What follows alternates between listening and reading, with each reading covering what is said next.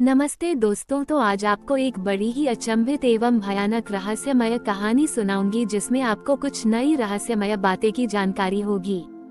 तो कृपा करके अभी चैनल को सब्सक्राइब कर ले। यह मेरा दूसरा नया चैनल है ताकि और भी रहस्यमय कहानी सबसे पहले आप तक पहुंचे। धन्यवाद। तो सुनिए।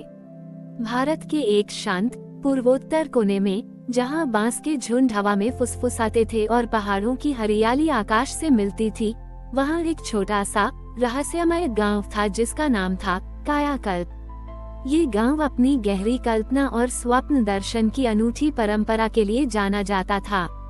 कायाकल्प के लोग मानते थे कि उनके गांव के केंद्र में एक स्वप्न वृक्ष है, ऐसा वृक्ष जिसकी जड़ें धरती में और शाखाएं आकाश में फैली थीं, लेकिन जो केवल स्वप्न और गहरे ध्यान में ही दिखाई देता था। किंवदंती थी कि इस वृक्ष की हर पत्ती पर ब्रह्मांड की अदृश्य आकाशगंगा का एक तारा अंकित था, जो हर आत्मा के गहरे सपनों और अनकही इच्छाओं को दर्शाता था। कहा जाता था कि जो कोई भी इस आकाशगंगा के रहस्य को समझ लेता, उसे जीवन के सभी बंधनों से मुक्ति मिल जाती थी। गांव के सबसे पुराने निवासी गुरु अंतर्दृष्टि अपनी गहरी कल्पना और स्वप्न वृक्ष के साथ अपने अनोखे संबंध के लिए जाने जाते थे। गुरु अंतर्दृष्टि अक्सर रात में गांव के सबसे पुराने बरगद के पेड़ के नीचे बैठे रहते, अपनी आंखें बंद करके स्वप्नलोक में विचरण करते हुए। लोग मानते थे कि वे अदृश्य आकाशगंगा के तारों को गिनते थे, लेकिन कोई नहीं जानता था कि वास्तव में वे क्या करते थे। एक साल कायाकल्प गांव में एक अजीबोगरीब घटना घटने लगी। लोगों के सपने धुंधले पड़ने लगे थे। वे अपनी रचनात्मकता और कल्पना शक्ति खो रहे थे और उनके मन में एक अजीब सी नीरसता और उद्देश्यहीनता भर गई थी, मानो उनके जीवन से रंग ही गायब हो गए हों। गुरु अंतर्दृष्टि ने महसूस किया कि यह स्वप्न वृक्ष की शक्ति का क्षीण होना था। मानवता ने अपने भीतर के सपनों और इच्छाओं को दबा दिया था और केवल वास्तविकता की कठोरता में उलझ गई थी।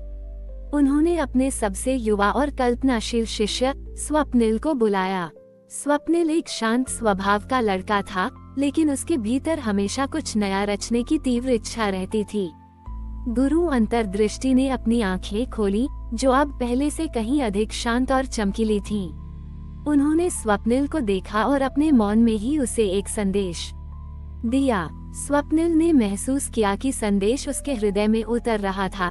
स्वप्न वृक्ष मुरझा रहा है, क्योंकि अदृश्य आकाशगंगा के तारे बुझ रहे हैं। तुम्हें उस स्थान पर जाना होगा जहां स्वप्न सबसे गहरे हैं। वहां तुम्हें कल्पना का झरना मिलेगा, एक ऐसा झरना जिसका पानी नहीं बल्कि शुद्ध कल्पना का प्रवाह होता था, और जो तुम्हें स्वप्न वृक्ष को फिर से जीवंत करने और अदृश्य आकाशगंगा के तारों को फिर से रोशन करने में मदद करेगा। गुरु अंतर्दृष्टि ने स्वप्निल को एक छोटा, गोल, चमकता हुआ बीज दिया, जिसके भीतर एक सूक्ष्म तारे का प्रतीक बना हुआ था। ये तुम्हें मार्ग दिखाएगा, उन्होंने कहा, और तुम्हें याद दिलाएगा का छोटी ही सच्चा उद्देश्य कहीं बाहर नहीं बल्कि तुम्हारे अपने भीतर के सपनों में है। स्वप्निल ने गुरु के चरणों को छुआ और अपनी यात्रा पर निकल पड़ा। उसके पास कोई नक्शा नहीं था, केवल उसके भीतर की लगन और बीज का मार्गदर्शन था। उसने घने जंगलों, रहस्यमय गुफाओं और शांत झीलों से होकर यात्रा की। हर मोड़ पर उसे लगा कि वो अपने उद्देश्य से भटक गया है, क्योंकि निरस्ता उसे घेरे हुए थी। लेकिन हर बार जब भी वो हार मानने वाला होता, बीज से एक हल्की सी शीतल चमक निकलती और उसे सही दिशा दिखाती। उसे महसूस हुआ कि यह यात्रा केवल एक झरने की खोज नहीं थी, बल्कि यह स्वयं के भीतर के सपनों को समझने की यात्रा थी। कई दिनों की कठिन यात्रा के बाद, जहां उसे शारीरिक थकावट, अकेलेपन और मानसिक निरस्ता का सामना करना पड़ा, स्वप्निल एक ऐसे स्थान पर पहुंचा जहां जंगल अचानक एक विशाल अंडाकार घाटी में समाप्त हो गया था। घाटी के केंद्र में हवा में एक अजीब सी शांत ऊर्जा थी, और उसे दूर से एक हल्की सूक्ष्म फुसफुसाहट सुनाई दे रही थी, मानो स्वयं ब्रह्मांड ही स्वप्न देख रहा हो। उसे लगा कि वह अपने गंतव्य के बहुत करीब था। घाटी का केंद्र कोई सामान्य स्थान नहीं था। वहां हवा में चमकदार धूल के कण लगातार एक भांवर में घूम रहे थे, जिससे एक चमकदार सर्पिल आकृति बन रही थी। यह ऐसा लग रहा था जैसे ये स्वयं कल्पना के झरने का उद्गम स्थल हो। बीज अब तेजी से चमक रहा था। स्वप्निल जानता था कि यही वह स्थान था जहां कल्पना का झरना छिपा था और जहां उसे अदृश्य आकाशगंगा मिलेगी। उसने बीज को अपने हाथ में कसकर पकड़ा और उस घूमते हुए भंवर की ओर बढ़ा। स्वप्निल ने बीज को अपने हाथ में कसकर पकड़े हुए उस चमकते सर्पिल भंवर की ओर कदम बढ़ाए, जहां चमकदार धूल के कण अनवरत घूम रहे थे। भीतर जाते ही उसे लगा जैसे उसका अपना अस्तित्व भी इस अनंत गति में समा रहा हो। हवा में एक अजीब सी घुमावदार ऊर्जा महसूस हो रही थी जो उसे हर ओर से घेर रही थी।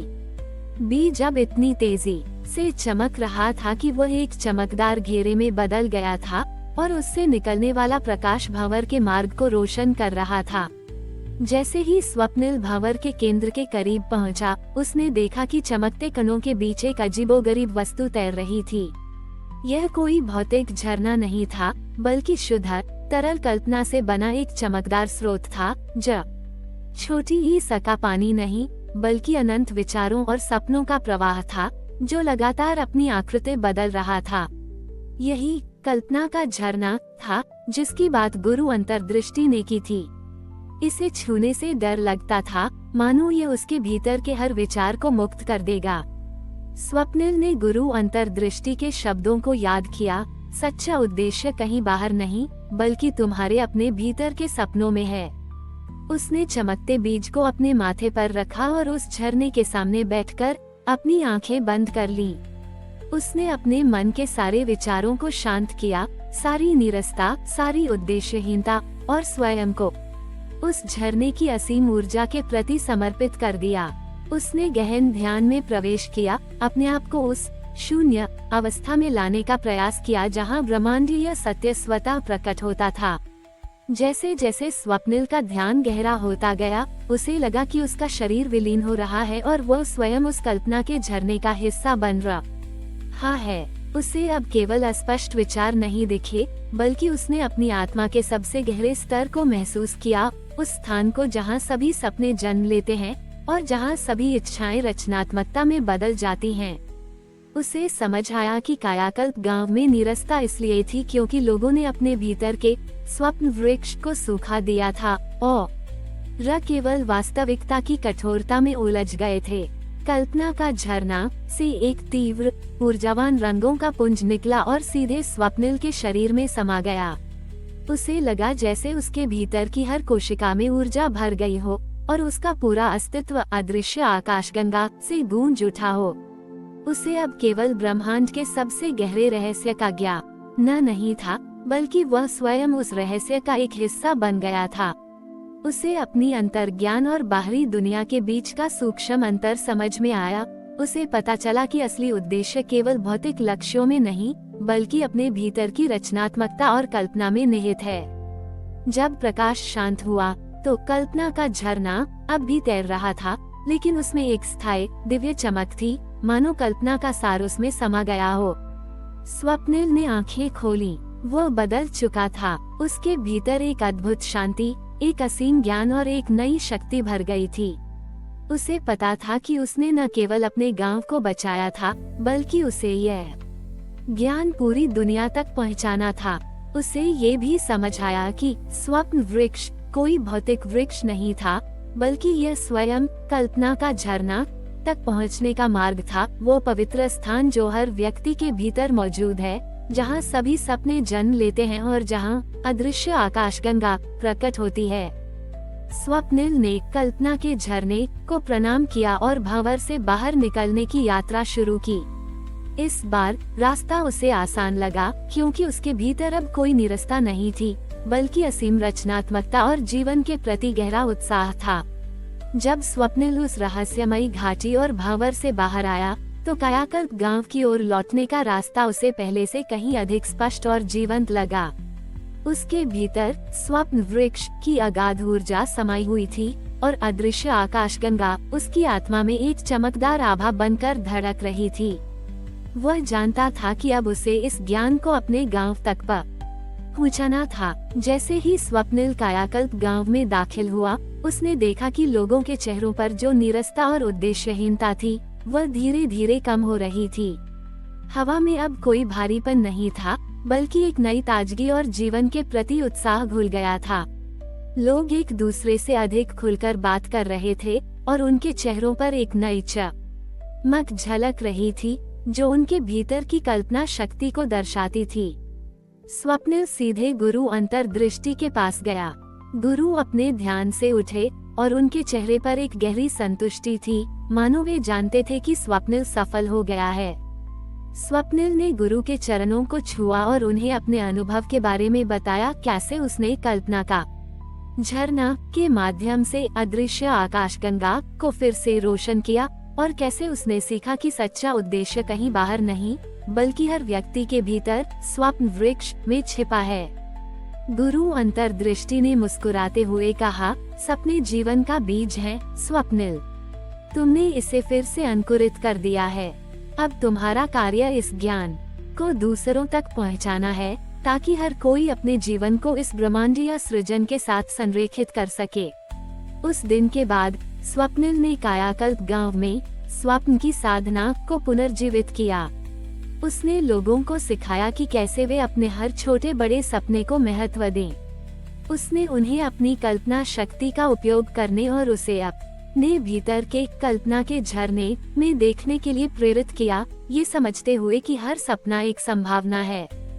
उसने उन्हें ध्यान और आत्मचिंतन के माध्यम से अपने भीतर के स्वप्न वृक्ष को खोजने के लिए प्रोत्साहित किया, ताकि वे जीवन के हर पहलू को उद्देश्य और रचनात्मकता के साथ देख सकें।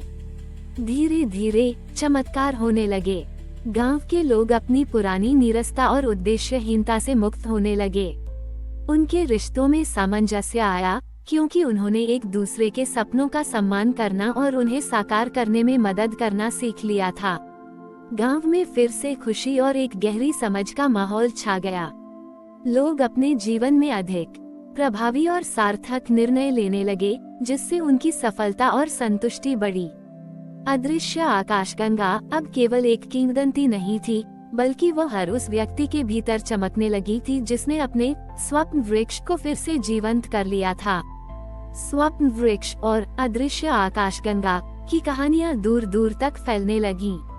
शहरों से लोग जो अपने जीवन की जटिलताओं और रचनात्मक संकट से जूझ रहे थे, कायाकल्प गांव आने लगे। वे यहाँ ये सीखने आते थे कि कैसे अपने जीवन में अर्थ और रचनात्मकता पाई जाए। स्वप्निल ने बिना किसी दिखावे या लालच के उन्हें ज्ञान दिया। उसने उन्हें समझाया कि बाहरी सफलता और भौतिक उपलब्धियां क्षणभंगुर होती हैं, लेकिन कल्पना के झरने में मिलने वाली आंतरिक शांति और खुशी शाश्वत होती है। गुरु अंतर्दृष्टि ने अपना शेष जीवन स्वप्निल को मार्गदर्शन देते हुए बिताया और अंततः वे भी स्वप्नलोक में विलीन हो गए, लेकिन उनका ज्ञान स्वप्निल और उसके शिष्यों के माध्यम से जीवित रहा। कायाकल्प गांव अब केवल एक गांव नहीं था, बल्कि यह कल्पना की शक्ति, आंतरिक ज्ञान और जीवन के शाश्वत सृजन का प्रतीक बन गया था। ये कहानी हमें सिखाती है कि ब्रह्मांड का सबसे गहरा रहस्य हमारे भीतर है, और जब हम अपने स्वप्न वृक्ष को समझते हैं, तो हम स्वयं अदृश्य आकाशगंगा बन जाते हैं, जो जीवन में असीमित प्रेम, आनंद और उद्देश्य लाता है। ये कथा यहीं समाप्त नहीं होती, बल्कि यह हर उस आत्मा के भीतर जीवित रहती है जो अपने भीतर के स्वप्न वृक्ष को खोजने का साहस करती है। यह एक सतत जागरण है, एक शाश्वत प्रतिध्वनि है जो हमें याद दिलाती है कि सबसे गहरा रहस्य हमारे अपने भीतर ही छिपा है, और सच्चा स्वर्ग हमारे अपने सपनों और जीवन के अनंत प्रवाह में पाया जा सकता है। हमारी और भी आध्यात्मिक एवं अनोखी कहानियाँ देखने के लिए हमारे चैनल पर जाएं तथा धार्मिक एवं पौराणिक अनोखी कहानियाँ हमारे चैनल पर है। कृपया जाके देखें तथा हमारे चैनल को सब्सक्राइब करके रखें और वीडियो लाइक जरूर करें। धन्यवाद।